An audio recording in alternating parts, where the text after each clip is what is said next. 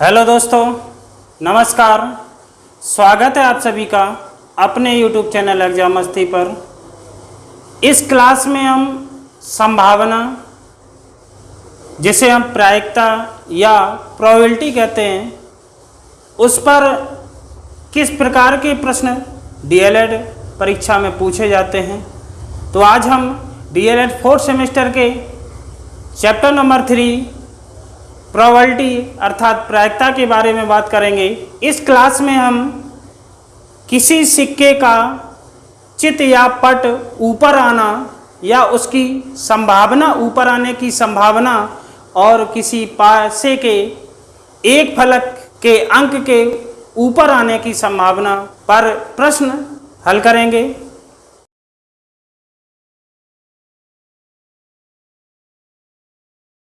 संभावना अर्थात प्रायिकता,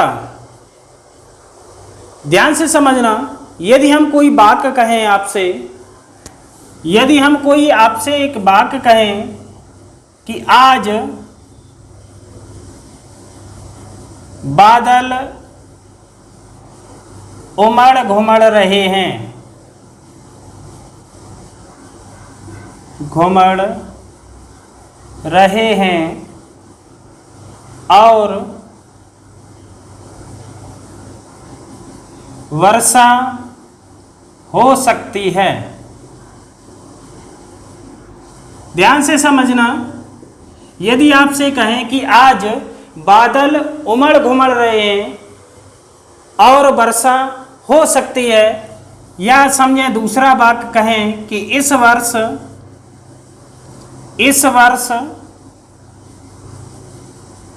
हमारे घर पर कोई मंगल कार्य हो सकता है।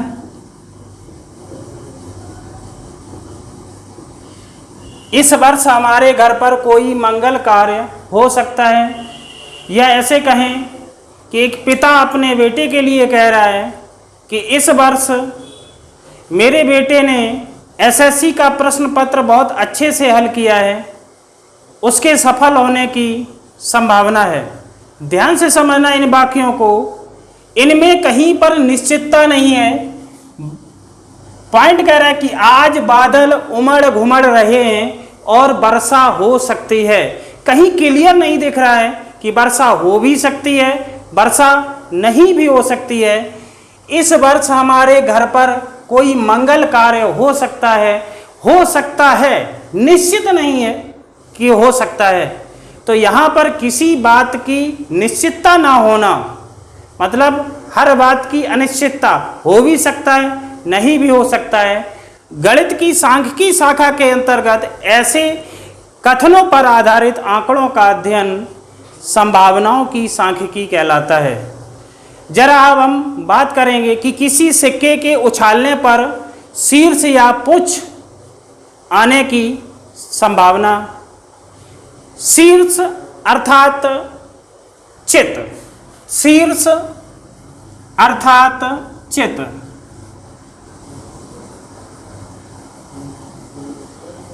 पुंछ अर्थात पट। शीर्ष अर्थात चित, पूंछ अर्थात पट। शीर्ष को हेड इंग्लिश में क्या बोलते हैं? हेड। और पुंछ को क्या बोलते हैं? टेल। पुंछ को क्या बोलते हैं? टेल। तो ध्यान दीजिएगा, किसी सिक्के को उछालने पर या तो शीर्ष आएगा, या तो चित आएगा, या पट आएगा। इसके अलावा कुछ नहीं हो सकता है। ध्यान से समझना। किसी सिक्के को यदि ऊपर उछाला जाए, जिस प्रकार क्रिकेट का खेल शुरू होने से पहले सिक्के को उछाला जाता है, उसे हम टॉस करना कहते हैं। क्या कहते हैं? टॉस करना कहते हैं। उस सिक्के को उछाला जाता है तो एक टीम हेड को मांगती है, एक टीम टेल को मांगती है। जो भी टीम टॉस जीत जाती है उसे बल्लेबाजी या गेंदबाजी करने का पूरा अधिकार होता है आगे करने का। तो जो सिक्का होता है उसे उछाला जाए, यदि उस पर कोई अतिरिक्त भार ना कार्य कर रहा हो तो या तो चित आके गिरेगा या पट आके गिरेगा। तो चित को हम शीर्ष कहते हैं, मतलब हेड कहते हैं, और इसको शीर्ष या चित को H द्वारा प्रदर्शित करते हैं, और पुंछ या पट या टेल को हम T द्वारा प्रदर्शित करते हैं। अब एक और संभावना बनती है, क्या सिक्का उछालने पर चित या पट ना आकर सीधा खड़ा हो जाए, तब क्या करेंगे? तो ऐसी संभावनाओं को हम नगण्य मानकर कहते हैं, नगण्य मानकर चलते हैं। ऐसी संभावनाओं को हम क्या करते हैं? नगण्य मानकर चलते हैं कि ऐसी संभावना हो ही नहीं सकती। सिक्का यदि ऊपर उछाला जाएगा, स्वतंत्रता पूर्वक उछाला जाएगा, उस पर कोई अतिरिक्त भार या कोई अतिरिक्त कोई नियंत्रण ना हो, तो वह हमेशा या तो चित आके गिरेगा या पट आके गिरेगा। इस बारे में आप समझ गए होंगे कि सिक्का उछालने पर सदैव या तो शीर्ष गिरेगा या पट, शीर्ष या पुंछ आके गिरेगा। तो शीर्ष को हेड, इसको H द्वारा प्रदर्शित करते हैं, और पुंछ को पट या फिर T द्वारा प्रदर्शित करते हैं। पुंछ को T द्वारा और शीर्ष को H द्वारा। इस बात को आप समझ गए होंगे। अब एक बात समझ में नहीं आती कि जो सिक्का होता है इस प्रकार का, एक तरफ उसमें अशोक स्तंभ छपा होता है, तो उसको हम चित मानेंगे या पट मानेंगे, जरा ध्यान से समझना। तो जिस तरफ अशोक चिन्ह होता है, जिस तरफ सिक्के में अशोक चिन्ह होता है, उसको हम चित या फिर हेड मानते हैं, और जिस पर अशोक चिन्ह न हो, अर्थात उसकी विपरीत दिशा, जिस पर अशोक चिन्ह छपा है उसके विपरीत का जो सिरा होता है, विपरीत पक्ष होता है, उसको हम क्या कहते हैं? पट, अर्थात टेल। ध्यान से समझिएगा, जिस पर अशोक चिन्ह छपा हो, यदि सिक्का नीचे गिरा हुआ है, अशोक चिन्ह आपको दिख रहा है, तो अर्थात वो कैसा है? चित है, अर्थात हेड। और यदि अशोक चिन्ह आपको गिरने पर, सिक्का गिरने पर ना दिखाई दे, तो उसको हम टेल मानते हैं। इस बारे में भी आप समझ गए होंगे। चलिए आगे बढ़ते हैं।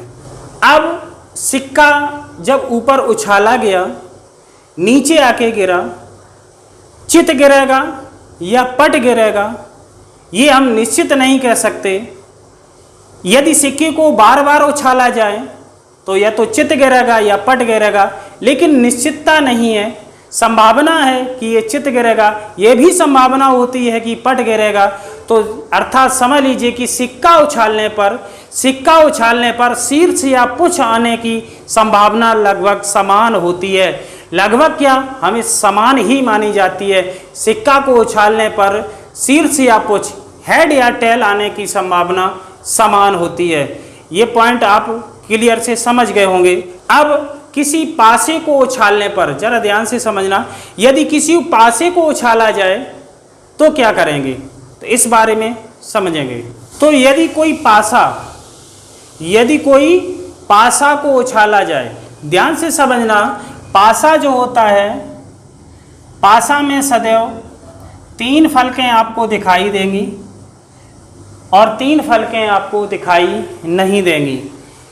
तो पासे में 1 2 3 4 5 6, पासे में 6 फलकें होती हैं और प्रत्येक पर एक एक अंक लिखा होता है। 1, दूसरे पर 2, तीसरे पर 3, 4, 5 और 6। कभी कभी किन्हीं पासों में अंकों की जगह बिंदियां रखी होती हैं, इस प्रकार से, जैसे 1 है तो 1, 2 है तो 2 और 3 है तो 3। इस प्रकार से बिंदियां भी रखी होती हैं। तो जब किसी पासे को उछाला जाता है तो ऊपर 1 आएगा या 2 आएगा या 3 आएगा या 4 आएगा या 5 या 6 आएगा, इसकी संभावना समान होती है। ऊपर 1 आएगा तो वह 5 फलकों को छुपाए रखेगा, जब ऊपर 2 आएगा तो बाकी की जो फलकें हैं उनको छुपाए रखेगा। मतलब किसी पासे को उछालने पर 1 2 3 4 5 6 ऊपर आने की संभावना समान होती है। जिस प्रकार से सिक्के को उछालने पर चित या पट आने की संभावना समान होती है, उसी प्रकार किसी पासे को उछालने पर 1 2 3 4 5 6 अंक आने की संभावना समान होती है। तो ये पॉइंट आप भली बात समझ गए होंगे। तो अभी तक आपने कितनी बातें समझी? तो अभी तक आपने कितनी बातें समझी उस पर थोड़ा चर्चा कर लेते हैं कि एक सिक्के में कितने तल होते हैं। आप बताइएगा, एक सिक्के में कितने तल होते हैं? जरा बताइएगा, एक सिक्के में कितने तल होते हैं? 2 तल होते हैं। एक तो हेड होता है, एक टेल होता है। हेड को शीर्ष या चित कहते हैं, टेल को पुंछ या पट कहते हैं। तो एक सिक्के में कितने तल होते हैं? 2 तल होते हैं। सिक्के का कौन सा तल शीर्ष और कौन सा तल पुंछ होता है? सिक्के का कौन सा तल शीर्ष और कौन सा तल पुंछ होता है? तो जो शीर्ष होता है, सिक्के में जो शीर्ष होता है जिस पर अशोक स्तंभ छपा होता है, वो तल शीर्ष अर्थात हेड, और दूसरा जो सिरा होता है वो पुंछ अर्थात टेल होता है। तो ये पॉइंट आप समझ गए होंगे कि सिक्का उछालने पर, ध्यान से समझिएगा, सिक्का उछालने पर कितने तल एक साथ ऊपर आते हैं। सिक्का उछालने पर कितने तल एक साथ ऊपर आते हैं? तो सिक्का उछालने पर सिर्फ एक तल ऊपर आता है, या तो चित आएगा या पट आएगा, लेकिन दोनों के ऊपर आने की संभावना समान होती है। क्रिकेट मैच का अगला पॉइंट समझिए, क्रिकेट मैच का शुभारंभ किस वस्तु के उछालने से होता है? तो क्रिकेट मैच का प्रारंभ सिक्के को उछालने पर होता है। तो इसका आंसर क्या हो जाएगा? सिक्का। अगला पॉइंट समझिएगा कि एक समांगी पासे में कितनी फलकें होती हैं? तो एक समांगी पासे में कितनी फलकें होती हैं? तो एक समांगी पासे में 6 फलकें होती हैं। और जब कोई पासा ऊपर फेंका जाता है तो उसकी कितने फलकें ऊपर आती हैं? जब किसी पासे को ऊपर उछालते हैं तो उसकी कितनी फलकें ऊपर आती हैं? तो उसकी केवल 1 फलक ऊपर आती है, परंतु उसकी 6 जो फलकें होती हैं उसके ऊपर आने की संभावना समान होती है। तो ये बहुत महत्वपूर्ण बिंदु आप समझ गए होंगे। अब बढ़ते हैं हम कुछ प्रश्नों की ओर, कुछ साधारण प्रश्नों की ओर, जो कि सिक्का और पासे से संबंधित हैं, अर्थात प्रोबेबिलिटी, प्रायिकता से संबंधित हैं। तो क्वेश्चन है पहला कि सारणी में रिक्त स्थानों की पूर्ति कीजिए। मतलब एक सिक्के को उछाला गया और उसके चित और पट आने की जो संख्या है इस सारणी में दी गई है। एक सिक्के को उछाला गया, उसके चित या पट, हेड या टेल आने की संख्याएं इस सारणी में दी गई हैं। तो इस सारणी में जितने भी रिक्त स्थान हैं उनकी पूर्ति करना है। तो किस प्रकार से करेंगे, ध्यान से समझना। मैंने सिक्के के लिए बताया था आपको कि यदि किसी सिक्के को उछाला जाता है, यदि सिक्के को उछाला जाता है तो या तो चित आएगा या पट आएगा, और किसी संभावना को नगण्य माना जाता है। कि ऐसा नहीं है कि आप कहने लगो कि नहीं चित या पट नहीं, ऐसे खड़ा आएगा, ऐसे खड़ा आएगा। इस प्रकार की संभावना को हम नगण्य मानकर चलते हैं। तो केवल चित आएगा या फिर पट आएगा। तो ध्यान से देखिएगा कि एक सिक्के के उछालों की संख्या दी गई है, इधर चित आने की संख्या और इधर पट आने की संख्या। तो एक सिक्के को 20 बार उछाला गया। ध्यान से समझना, किसी सिक्के को 20 बार उछाला गया, उसमें 12 बार तो चित आया है। कितनी? 20 बार उछाला गया, उसमें 12 बार चित आया, तो कितनी बार पट आया होगा? 20 बार किसी सिक्के को उछाला गया, उसमें 12 बार आपका हेड आया, तो टेल कितनी बार आएगा? जब 12 बार हेड आया है तो टेल आएगा। 20 में से 12 घटा देंगे, 20 में से 12 घटा देंगे तो कितना बचेगा? 8। तो ये पट कितनी बार आएगा, अर्थात टेल कितनी बार आएगा? 8। 12 बार चित आया है तो कितनी बार पट आएगा? 8 बार आएगा, क्योंकि सिक्के को 20 बार उछाला गया था। इस सिक्के को 30 बार उछाला गया, एक सिक्के को 30 बार उछाला गया, इसमें टेल आया है 17 बार, तो हेड कितनी बार आएगा? 30 में से 17 को माइनस कर देंगे तो कितना बचेगा? 13। कितना बचेगा? 13। तो 13 बार ये चित आएगा। यहाँ पर देखना, एक सिक्के को उछाला गया और 22 बार चित आया, 18 बार पट आया, 22 बार हेड आया, 18 बार टेल आया। तो कुल मिलाकर ये पूछा गया है कि इस सिक्के को कितनी बार उछाला गया है। तो सिक्के के उछालों की संख्या बराबर उसके चित आने की संख्या प्लस पट आने की संख्या। तो 22 और 18 जोड़ देंगे तो 22 8 30 और 10 40। तो इस सिक्के को 40 बार उछाला गया। कितनी बार उछाला गया? 40 बार। अब इस सिक्के को पूछा गया है कि चित तो 32 बार आया है, पट 28 बार आया है, तो इस सिक्के को कितनी बार उछाला गया? जल्दी से बताइएगा, जल्दी से बताइएगा। 32 बार हेड आया है, 28 बार टेल आया है, तो कितनी बार उसे उछाला गया? कितनी बार उछाला गया? 60। बहुत सही, बिल्कुल सही आंसर। 60 बार उछाला गया, 60 बार उछाला गया। अब ध्यान से समझना कि इस सिक्के को n बार उछाला गया और चित आया है m बार, तो पट कितनी बार आएगा?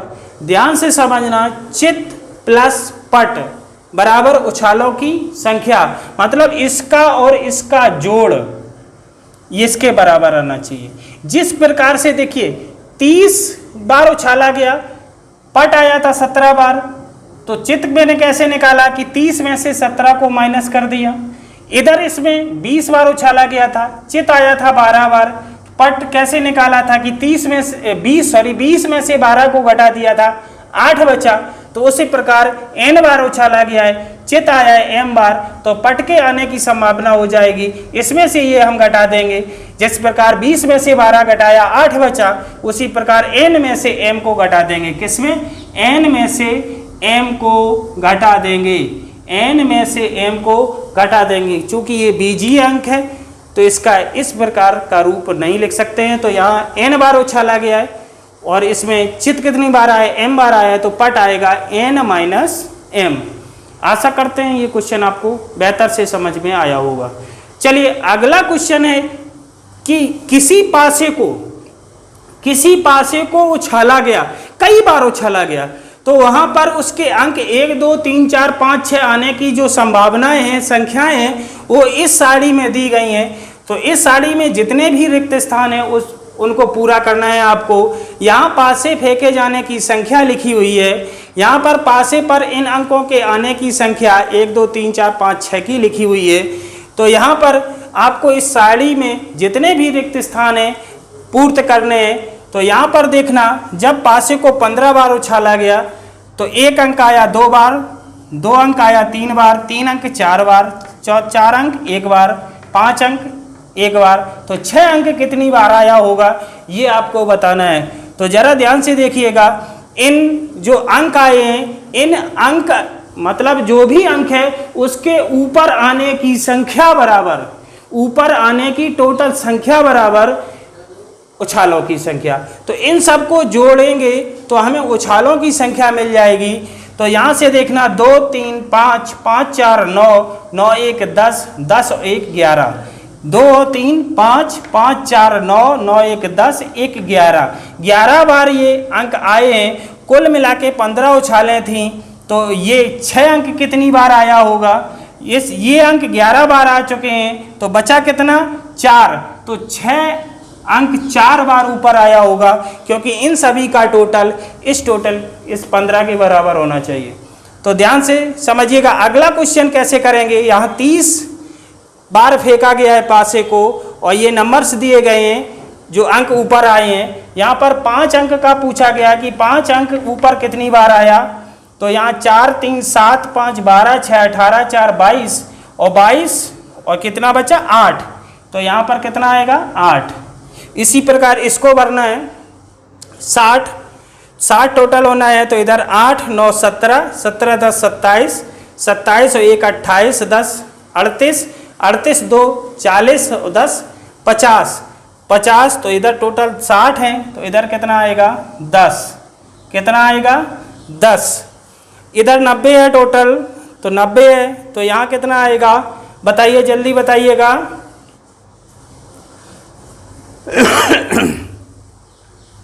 कितना आएगा, इधर जोड़ लेते हैं 13, 17, 12, 14, 18।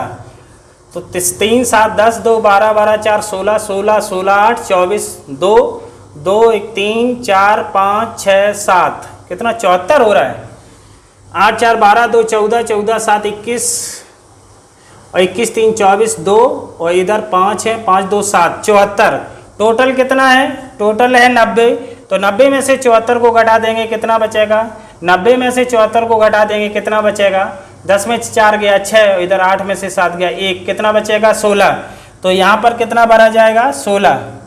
अब इसको देखते हैं, यहाँ पर टोटल पासे फेंके जाने की संख्या पूछी गई है और 1, 2, 3, 4, 5, 6 अंक ऊपर आने की संख्या दी गई है। तो इसको यहाँ कैसे निकालेंगे, इन सभी का टोटल कर देंगे तो यहाँ पर आ जाएगा। तो जरा ध्यान से देखिएगा, 9, 6, 15, 15, 5, 20, 20 और 8, 28 और 2, 30 की 0 हंसी लगा 3, 3, 1, 4, 5, 5 और 2, 7, 7, 2, 9, 9, 1, 10, 10 और 2, 12। तो कितना आएगा यहाँ पर 120। तो ऐसे प्रश्न आप भली बात समझ गए होंगे। चलिए अगले क्वेश्चन को देखते हैं। ये क्वेश्चन आपको बेहतर से समझ में आए हैं तो वीडियो को लाइक कर जाइए, वीडियो को लाइक कर दीजिए। बढ़ते हैं हम अगले प्रश्न पर, उससे पहले वीडियो को लाइक कर दीजिएगा। प्रश्न अगला है कि एक समांगी पासे के 48 बार फेंकने पर प्रत्येक फलक के ऊपर आने की संभावनाओं को समान मान लेने पर ज्ञात कीजिए कि अंक 1, 2, 3, 4, 5, 6 में से प्रत्येक कितनी बार ऊपर आएगा। जरा ध्यान से समझना क्वेश्चन को कि पासे को, एक समांगी पासे को 48 बार फेंका गया। कितनी बार, 48 बार फेंका गया और प्रत्येक फलक के ऊपर आने की, यहाँ पर पॉइंट देखिए, प्रत्येक फलक के ऊपर आने की संभावनाओं को समान मान लेने पर, प्रत्येक फलक के ऊपर आने, फलक कितनी होती हैं, 6 फलक होती हैं जो जिस पर अंक 1, 2, 3, 4, 5, 6 अंकित होता है। पासे में 6 फलकें होती है और प्रत्येक के ऊपर आने की संभावना समान है। मतलब 1 जितनी बार आएगा उतनी बार 2 आएगा, उतनी ही बार 3 आएगा, उतनी ही बार 4 आया, उतनी ही बार 5 आया और उतनी ही बार 6 आया। तो प्रत्येक अंक ऊपर आने की संभावना समान है। तो कुल मिला के 48 बार ऊपर फेंका गया, फलक कितनी है 6। तो प्रत्येक में से प्रत्येक कितनी बार ऊपर आएगा, तो इसका आंसर हो जाएगा कि प्रत्येक, ध्यान से समझिएगा, कि प्रत्येक के ऊपर आने की संभावना या प्रायिकता, ऊपर आने की प्रायिकता कितनी हो जाएगी या संभावना कितनी हो जाएगी। चूंकि 48 बार फेंका गया है और फलकें हैं 6, चूंकि 6 फलकें का जो ऊपर आने की संख्या है वो समान है, तो हम 48 में 6 का भाग लगा देंगे। तो प्रत्येक फलक कितनी बार ऊपर आएगी, 8 बार आएगी। कितनी बार आएगी, 8 बार आएगी। तो आशा करते हैं ये क्वेश्चन आपको समझ में आया होगा। दूसरा क्वेश्चन पढ़िए और जल्दी से आंसर देने की कोशिश करिए। दूसरा क्वेश्चन पढ़िएगा, दूसरा क्वेश्चन पढ़िएगा, आंसर बताइएगा फास्ट। कि एक समांगी पासे को 54 बार फेंकने पर यह पाया गया कि सम अंकों के ऊपर आने की संख्या 25 है। तो ज्ञात कीजिए कि विषम अंकों के ऊपर आने की कुल संख्या होगी। कितनी होगी। पासे को 54 बार फेंका गया, कितनी बार फेंका गया, 54 बार फेंका गया। और सम अंक कौन होते हैं, जिनमें 2 का पूरा भाग लग जाए, वो सम अंक होते हैं। उनकी संख्या आने की, ऊपर आने की कितनी है, 25। तो विषम अंक ऊपर आने की संख्या कितनी होगी, जरा बताइएगा, जल्दी बताइएगा। आंसर क्या होगा। पासे में 6 फलक होते हैं। कितने फलक होते हैं, 6 होते हैं। ये बात आपको भली बात पता है। 1 होता है, 2, 3, 4, 5 और 6 फलक होती हैं। इनमें सम अंक कितने हैं, सम कितने हैं, ये सम है और ये सम है और ये सम है, 3 सम है। और विषम कितने हैं, 3 ही विषम है। तो ध्यान दीजिएगा जब किसी पासे को फेंका जाएगा तो उसमें आधे तो सम होंगे, आधे विषम होंगे। तो यहाँ पर देखना, तो जब 54 बार फेंका गया उसमें सम अंक ऊपर कितने बार आए? 25 बार आए। तो बाकी के क्या आए होंगे? 25 बार ऊपर क्या आया? सम अंक आया। तो बाकी का जो, क्योंकि 54 बार फेंका गया, 25 बार सम अंक ऊपर आए, इन 3 में से कोई अंक ऊपर आया होगा। तो ये 3 आए होंगे बाकी के में, क्योंकि 25 बार सम आया है, 54 बार फेंका गया है, तो शेष बचा वो विषम ही आया होगा, क्योंकि सम तो आ गए 25 बार, शेष क्या आया होगा? विषम आया होगा। तो विषम अंक ऊपर आने की संभावना क्या हो जाएगी? विषम अंक ऊपर आने की संभावना या प्रायिकता कितनी होगी?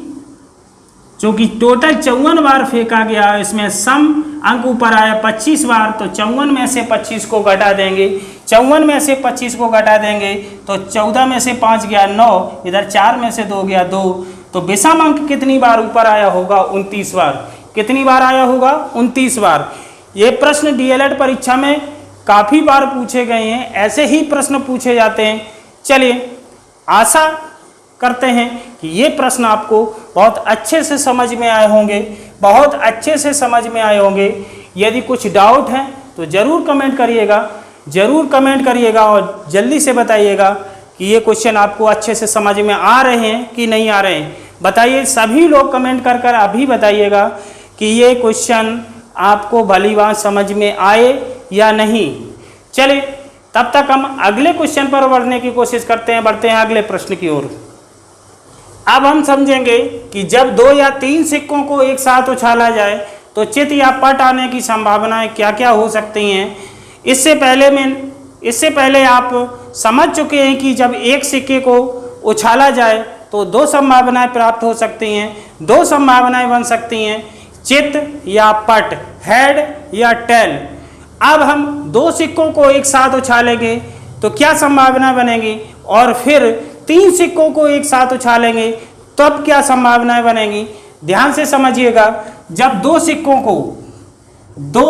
को एक साथ उछालेंगे तो क्या संभावनाएं बनेगी। यदि इस सिक्के के सापेक्ष माना जाए जो हेड है, तो इस पर भी 2 संभावनाएं बन सकती हैं, एच या टी, हेड या टेल। जब एक सिक्के को उछाला जाएगा तो उस पर भी 2 संभावनाएं बनेगी कि या तो हेड या टेल आएगा, और जब दूसरे सिक्के को उछालेंगे तो इस पर भी संभावना बन सकती है कि या तो ये हेड आएगा या फिर टेल आएगा। तो 2 सिक्कों को जब एक साथ उछालेंगे तो क्या क्या संभावनाएं बनेंगी, ध्यान से समझना। या तो एच एच, या तो हेड हेड आएगा, या फिर एच टी अर्थात हेड टेल आएगा, या फिर टेल हेड आएगा, या फिर टेल टेल आएगा। तो जब 2 सिक्कों को एक साथ उछालेंगे तो कुल मिलाकर 4 संभावनाएं बनेंगी,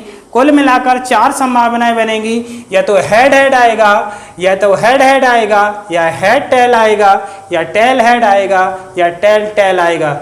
तो जब 2 सिक्कों को उछालेंगे एक साथ तो 4 संभावनाएं मिल सकती हैं। यहाँ पर एक ध्यान देने योग्य बात यह है कि यहाँ पर हेड टेल और टेल हेड को अलग अलग माना जाए, हेड और टेल या टेल हेड को अलग अलग माना जाए, इनको एक ना माना जाए कि इधर हेड टेल है इधर टेल हेड है तो इनको एक मान लिया जाए, ऐसा कुछ भी नहीं है, इनको अलग अलग माना जाए। तो ये 2 सिक्कों को जब एक साथ उछालेंगे तो 4 संभावनाएं हो सकती हैं। अब समझेंगे कि हम 3 सिक्कों को जब एक साथ उछालेंगे, 3 सिक्कों को जब एक साथ उछालेंगे तो क्या संभावनाएं बन सकती हैं, जरा ध्यान से समझना। जब 2 सिक्कों को उछाला तो ये स्थिति प्राप्त हुई, जब 2 सिक्कों को उछाला तो क्या स्थिति प्राप्त हुई, ये ध्यान से समझना। और अब इनके सापेक्ष एक सिक्का और उछालेंगे, इनके संगत एक सिक्का और उछालेंगे तो उस पर भी चित या पट दोनों आने की संभावनाएं समान होगी। तो इस पर भी चित आ सकता है या पट आ सकता है, इस पर भी या तो चित आ सकता है या फिर पट आ सकता है, इस पर भी या तो चित आ सकता है या पट आ सकता है, और इस पर भी या तो चित आ सकता है या पट आ सकता है। तो जब 3 सिक्कों को एक साथ उछालेंगे तो संभावनाएं क्या बनेंगी, जरा ध्यान से समझना इस ग्राफ को। या तो head head head, head head head, इधर से हेड हेड हेड, अब head head tail, head head tail, head head head, head head tail. अब इधर से चलेंगे तो head tail head, head tail head, head tail tail, head tail tail.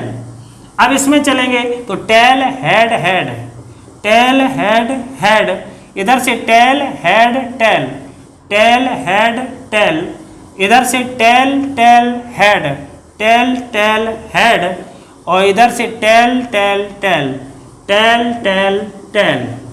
तो कुल मिलाकर कितनी संभावनाएं प्राप्त हुई, जरा ध्यान से समझिएगा। 1 2 3 4 5 6 7 8। जब 3 सिक्कों को एक साथ उछालेंगे, जब 3 सिक्कों को एक साथ उछालेंगे तो कुल मिलाकर स्थितियां मिलेंगी 8। कुल मिलाकर कितनी स्थितियां प्राप्त होंगी, 8 स्थितियां प्राप्त होंगी। जबकि एक सिक्के को उछाला था तब 2 स्थितियां प्राप्त हुई, 2 सिक्कों को एक साथ उछाला तो 4 स्थितियां प्राप्त हुई। जब 3 सिक्कों को एक साथ उछालेंगे तो 8 स्थितियां प्राप्त होंगी। सभी को भिन्न भिन्न माना जाए। अब हम समझेंगे कि जब 2 पासों को एक साथ उछाला जाए या 2 पासों को एक साथ फेंका जाए तब क्या स्थिति बन सकती है। जब एक पासे को फेंका था तब 6 स्थितियां प्राप्त हुई थी, क्योंकि एक पासे में 6 फलक होते हैं। जब 2 पासों को एक साथ उछालेंगे तो क्या स्थिति प्राप्त होगी, या फिर 3 पासों को उछालेंगे एक साथ में तो क्या स्थिति प्राप्त होगी, जरा इस पर चर्चा करेंगे। तो ये पॉइंट आप भली बात समझ गए होंगे। यदि ये ग्राफ आपको भली बात समझ में आया हो तो वीडियो को लाइक कर दीजिए और बढ़ते हैं हम अगले पॉइंट की ओर। तो अब हम समझते हैं कि 2 पासों को एक साथ फेंकने का प्रयोग। अभी तक आप एक पासे को फेंक रहे थे, एक पासे को उछाल रहे थे। जब एक पासे को उछाल रहे थे तो कुल मिला के 6 स्थितियां प्राप्त हुई। 1 2 3 4 5 6, कुल मिला के 6 स्थितियां प्राप्त हुई कि जब भी किसी एक पासे को उछाला जाता है तो उसमें 6 फलकें होती हैं। तो उन 6 फलकों पर 1 से लेकर 6 तक के अंक लिखे होते हैं। उन 6 अंकों में ऊपर आने की प्रयत्ता सभी की समान होती है। 1 भी आ सकता है, 2 भी आ सकता है, 3 भी आ सकता है। उनकी जो संभावनाएं होती हैं समान होती हैं। उसी प्रकार से अब देखेंगे जिस पासे के फलक जो ऊपरी फलक पर 1 था, अब उसको फेंका गया तो इसकी भी समान संभावनाएं हो जाएंगी। कितनी हो जाएंगी, 6 संभावनाएं इसकी भी हो जाएंगी। जब इसको फेंकेंगे ऊपर, मान लीजिए जिस फलक के ऊपर 1 है उसको जब फेंकेंगे तो नीचे 1 से लेकर 6 तक के अंक आने की फिर संभावना हो जाएंगी।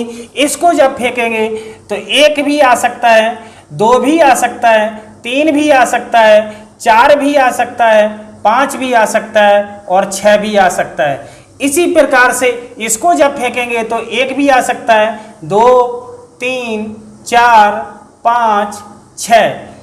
इसको जब फेंकेंगे इसकी भी वही आएगी, 1 भी आ सकता है, 2 भी, 3 4 5 6।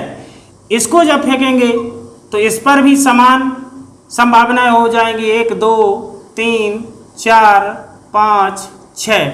जब इसको फेंकेंगे तो इस पर भी 1 2 3 4 5 6। इसको जब फेंकेंगे तो 1 2 3 4 5 और 6। यही समान संभावनाएं सबकी हो जाएंगी। जरा ध्यान से देखेंगे, जब 2 पासों को एक साथ ऊपर फेंकेंगे कुल मिलाकर कितने परिणाम हो जाएंगे, जरा ध्यान से देखेंगे। यहां से मिला मुझे 1 1 1 1, यहां से 1 1, फिर 1 2 1 3 1 4 1 5 1 6। इधर से 2 1 2 2 2 3 2 4 2 5 2 6, यहाँ से मिलेगा 3 1 3 2 3 1 3 2 3 4 सॉरी 3 1 3 2 3 3 3 4 3 5 3 6।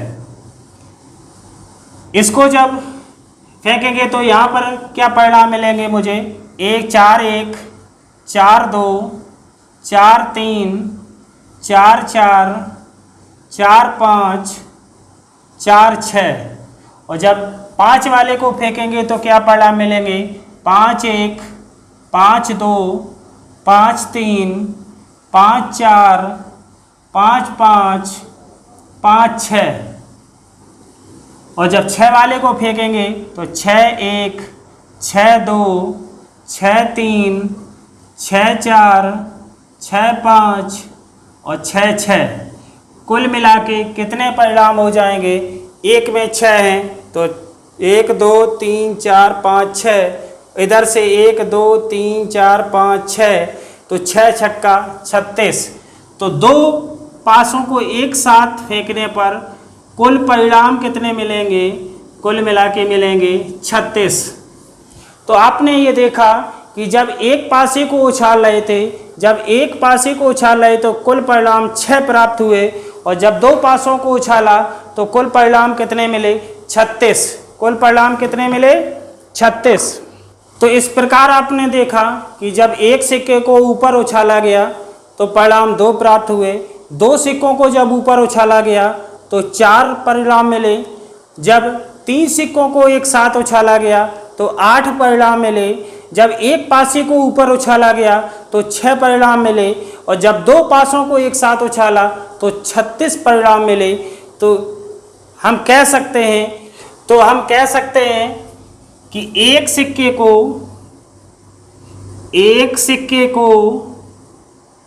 उछालने पर प्रत्येक घटना के घटित होने की प्रायिकता या संभावना होने की प्रायिकता कितनी होगी? एक सिक्के को जब उछालेंगे, एक सिक्के को जब उछाला तो परिणाम कितने मिले? एक सिक्के को जब उछाला तो कितने परिणाम मिले? 2 परिणाम मिले। तो इसकी एक सिक्के को उछालने पर प्रत्येक घटना के घटित होने की प्रायिकता हो जाएगी 1/2। तो आपने देखा कि एक सिक्के को उछालने पर प्रत्येक घटना के घटित होने की प्रायिकता कितनी है? 1/2। 2 सिक्कों को उछालने पर प्रत्येक घटना की घटित होने की प्रायिकता कितनी होगी? जब 2 सिक्कों को उछाला था तो कितने परिणाम मिले? 4 मिले थे, तो इसकी प्रायिकता हो जाएगी 1/4। जब 3 सिक्कों को एक साथ उछालेंगे तो प्रत्येक घटना की घटित होने की प्रायिकता, 3 सिक्कों को एक साथ उछाला था परिणाम मिले थे 8, तो इसकी प्रायिकता कितनी हो जाएगी? प्रत्येक घटना के घटित होने की प्रायिकता 1/8 हो जाएगी, 1/8 हो जाएगी। उसी प्रकार एक पासा को उछालने पर प्रत्येक घटना के घटित होने की प्रायिकता, जब एक पासा को उछाला था तो 6 परिणाम मिले थे, तो प्रत्येक घटना के घटित होने की प्रायिकता 1/6 हो जाएगी। और जब 2 पासों को एक साथ उछालेंगे तो प्रत्येक घटना के घटित होने की प्रायिकता कितनी हो जाएगी? 1/36। इन महत्वपूर्ण बिंदुओं को आप भली बात समझ गए होंगे। चलिए आगे बढ़ते हैं। तो यहाँ से एक परिभाषा निकल के आती है कि किसी घटना के घटित होने की संभावना के मापन को प्रायिकता कहते हैं। किसी घटना के घटित होने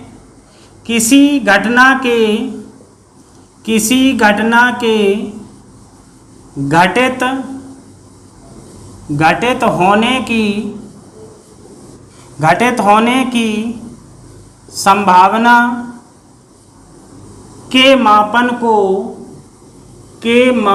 को प्रायिकता कहते हैं। प्रायिकता कहते हैं। जरा ध्यान दीजिएगा, किसी घटना के घटित होने की संभावना के मापन को क्या कहते हैं? प्रायिकता कहते हैं। क्या कहते हैं? प्रायिकता कहते हैं। अब हम कुछ प्रश्नों पर चर्चा करेंगे। इस पर अब किस प्रकार से प्रश्न पूछे जाते हैं? 2 या 3 सिक्के उछालने पर या 2 पासों को एक साथ उछालने पर किस प्रकार के प्रश्न पूछे जाते हैं परीक्षा में, इस पर हम चर्चा करेंगे। चलिए बढ़ते हैं हम प्रश्नों की ओर। तो प्रश्न है कि यदि कोई कंपनी 10 लाख शेयर आमंत्रित करती है, यदि कोई कंपनी 10 लाख शेयर आमंत्रित करती है और उसे प्राप्त करने के लिए 50 लाख लोग आवेदन करते हैं, तो प्रत्येक आवेदक का उस कंपनी का शेयर प्राप्त करने की संभावना ज्ञात कीजिए। यदि कोई कंपनी 10 लाख शेयर आमंत्रित करती है, आमंत्रित कितने करती है? 10 लाख शेयर, और आवेदक कितने पहुंच जाते हैं? 50 लाख। 10 लाख शेयर आमंत्रित करती है और आवेदन करने वाले पहुंच जाते हैं 50 लाख। तो यहाँ पर शेयर, उस कंपनी का शेयर प्राप्त करने की संभावना क्या हो जाएगी? तो इस क्वेश्चन को कैसे सॉल्व करेंगे, जरा ध्यान दें कि शेयर प्राप्त करने की संभावना हो जाएगी 10 लाख बटे 50 लाख। शेयर कितने हैं? 10 लाख, और आवेदन करने वाले कितने हैं? 50 लाख। तो यहाँ पर संभावना हो जाएगी 10 लाख बटे 50 लाख। तो 10 लाख, इकाई, दहाई, सैकड़ा, हजार, 10,000, लाख, 10 लाख, इकाई, दहाई, सैकड़ा, हजार, 10,000, लाख, 10 लाख बटे 50 लाख। 50 लाख, तो यहाँ पर देखेंगे ध्यान से, यहाँ 6 जीरो है, यहाँ भी 6 जीरो है, तो इसकी संभावना कितनी हो जाएगी? 1/5। कितनी हो जाएगी? 1/5। तो शेयर प्राप्त करने की संभावना कितनी हो जाएगी? 1/5। चलिए अगले क्वेश्चन को देखते हैं। तो क्वेश्चन है कि 2 सिक्के एक साथ 40 बार उछाले गए, यदि HH, HT, TH क्रमशः 9, 8, 12 बार आए हों, तो ज्ञात कीजिए कि TT कितनी बार आया होगा। ध्यान से देखना कि 2 सिक्के एक साथ 40 बार उछाले गए, और जब 2 सिक्कों को एक साथ उछाला जाता है तो परिणाम मुझे मिलते हैं, क्या मिलते हैं? HH, HT, TH और TT। ये परिणाम, 4 परिणाम मुझे मिलते हैं। जब 2 सिक्कों को एक साथ उछालते हैं तो कुल 4 परिणाम मिलते हैं। ये परिणाम कितनी बार आया? 9 बार आया। ये परिणाम कितनी बार आया? 8 बार। ये वाला आया 12 बार। तो इसका पूछा गया है, जरा ध्यान दीजिएगा, कुल मिलाकर 40 बार उछाला गया। 2 सिक्कों को एक साथ कितनी बार उछाला गया? 40 बार उछाला गया। तो TT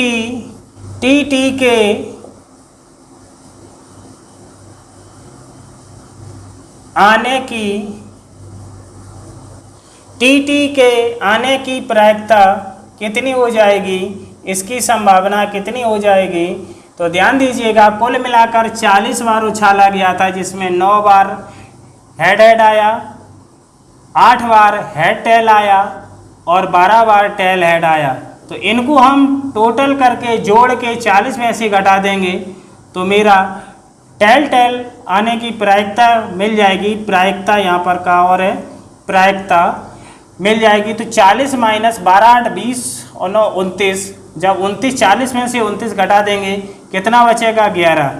तो टेल कितनी बार आएगा? 11 बार आएगा। इस क्वेश्चन को आप समझ गए होंगे, क्योंकि 40 बार एक साथ उछाला गया था 2 सिक्कों को, और जिसमें हेड 9 बार आया था, हेड टेल 8 बार आया था और टेल हेड 12 बार आया था। तो टेल का पूछ रहा था, तो मैंने इन तीनों को टोटल करके 40 में घटा दिया, तो टेल आने की प्रायिकता आपको मिल गई। अगला क्वेश्चन देखते हैं कि एक सिक्का एक बार उछाला गया, एक सिक्का 1000 बार उछाला गया, और पाया गया कि चित 455 बार आया, तो ज्ञात कीजिए पट आने का प्रतिशत कितना है। तो ध्यान दीजिएगा, जब एक सिक्के को उछाला गया तो उस पर या तो चित आया होगा या पट आया होगा। जब एक सिक्के को उछाला गया तो या तो चित आया होगा या पट आया होगा, और जब 1000 बार उछाला गया तो चित आया 455 बार, तो पट कितनी बार आएगा? पट आने की प्रायिकता, पट आने की प्रायिकता कितनी हो जाएगी, जरा ध्यान दीजिएगा। जब एक बार उछाला गया टोटल, उसमें चित कितनी बार आया? 455 बार, तो पट आएगा, इसमें से घटा देंगे 455, जब घटाएंगे तो बचेगा 545। कितना बचेगा?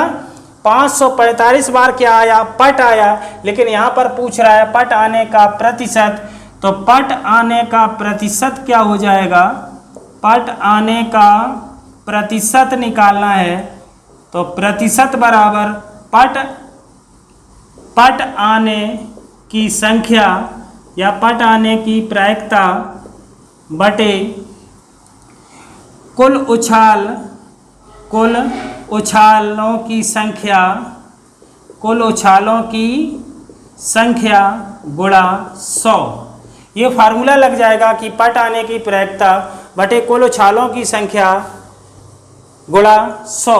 तो जरा ध्यान दीजिएगा, तो पट आने की प्रायिकता कितनी है? 545 बटे में आएगा 1000 गुणा 100। 2 जीरो से 2 जीरो कट जाएंगे। जब 545 में 10 का भाग लगाएंगे तो आंसर कितना आएगा? 54.5%। कितना आएगा? 54.5% इस क्वेश्चन का आंसर हो जाएगा। तो पट आने का प्रतिशत कितना हो जाएगा? 54.5%। आशा करते हैं ये आपको बेहतर से समझ में आया होगा। चलिए हम अगले क्वेश्चन की ओर चलते हैं, देखते हैं अगला प्रश्न। क्वेश्चन है अगला कि 2 सिक्कों को एक साथ 400 बार उछालने पर देखा गया कि 2 चित 90 बार आए, 1 चित 210 बार आया, कोई भी चित नहीं 100 बार।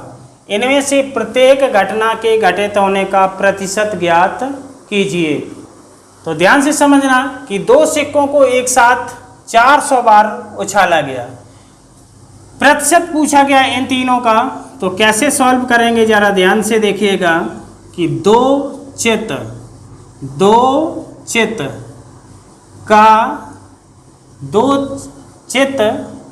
की घटना घटित होने का प्रतिशत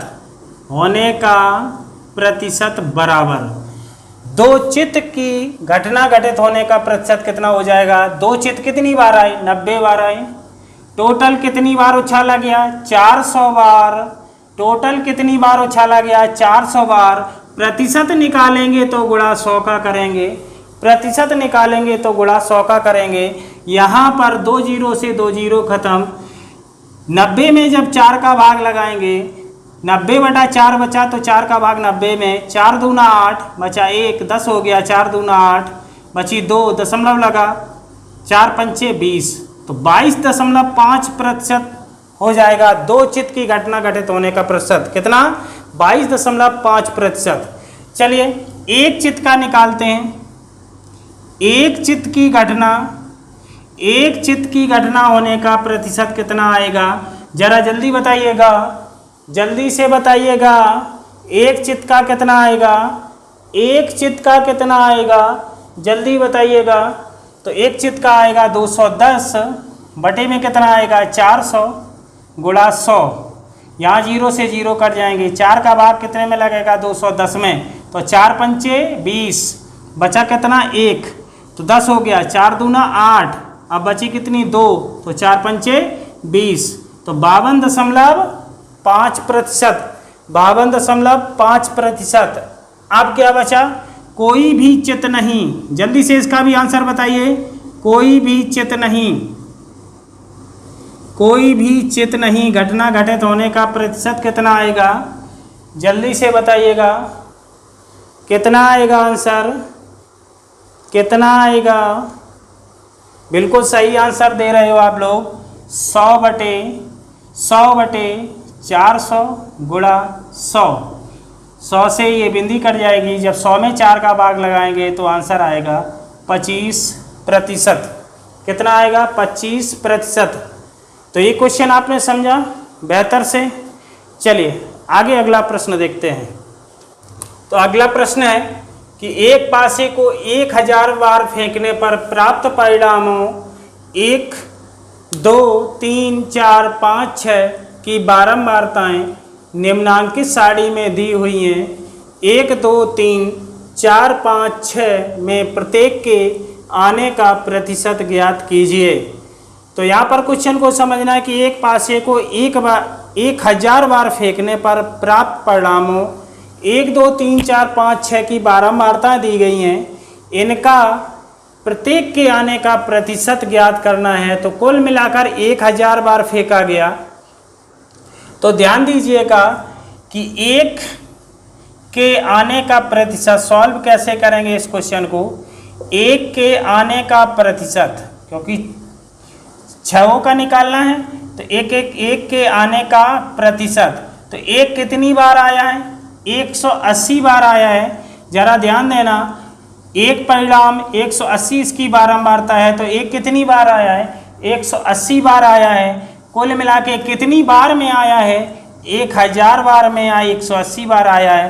प्रतिशत निकालेंगे तो गुणा 100 का करेंगे। इसका आंसर बताइएगा। आंसर इसका बताइएगा कितना आएगा? 2 जीरो से 2 जीरो कट जाएगा, इधर 1 जीरो से ये जीरो कट गया, आया 18%। कितना आया? 18%। इसी प्रकार 2 के आने का प्रतिशत कितना हो जाएगा? 2 का कितना है? 150। तो 150 बटा कितना हो जाएगा? 1000 गुणा 100। यहाँ से भी 2 जीरो इधर कट गई, 1 जीरो ये कट गया। आंसर कितना आया? 15%। इसी प्रकार 3 के आने का प्रतिशत कितना होगा? 3 का कितना आ रहा है? 160 बटा कितना आएगा? 1000 गुणा कितना होगा? 100। यहाँ पर भी तीनों जीरो कट जाएंगे तो आएगा 16%। 4 का कितना आएगा? 4 का इसी प्रकार सॉल्व करेंगे तो आएगा 14%। 5 का कितना आएगा? यहाँ इसी प्रकार सॉल्व करेंगे तो आएगा 18%। और 6 का कितना प्रतिशत आएगा? तो इसी प्रकार से सॉल्व कर लेना तो आएगा 19%। कितना आएगा? 19%। तो ये सिंपल सा क्वेश्चन आपको बेहतर से समझ में आया होगा। इस प्रकार से क्वेश्चन बहुत अधिक परीक्षा में पूछे जाते हैं और डीएलएड परीक्षा में तो 10 नंबर का तो पक्का ऐसा ही प्रश्न पूछा जाता है। जो ज़रा ध्यान से समझा आपने। आशा करते हैं ये सारे प्रश्न इस क्लास के आपको समझ में आए होंगे। यदि कोई परेशानी हो तो कमेंट करके ज़रूर बताइएगा। ये क्लास आपको कैसा लगा? यदि अच्छा लगा हो तो वीडियो को लाइक व अपने दोस्तों के पास शेयर अवश्य करें। यदि हमारे चैनल पर आप पहली बार आए हैं तो चैनल को क्या करना है? सब्सक्राइब करके जाना है और बेल आइकन को भी प्रेस करना है ताकि आने वाली वीडियो की नोटिफिकेशन मिलती रहे आपको। चलते हैं अगले क्लास में एक बार फिर मिलते हैं। तब तक के लिए जय हिंद, वंदे मातरम।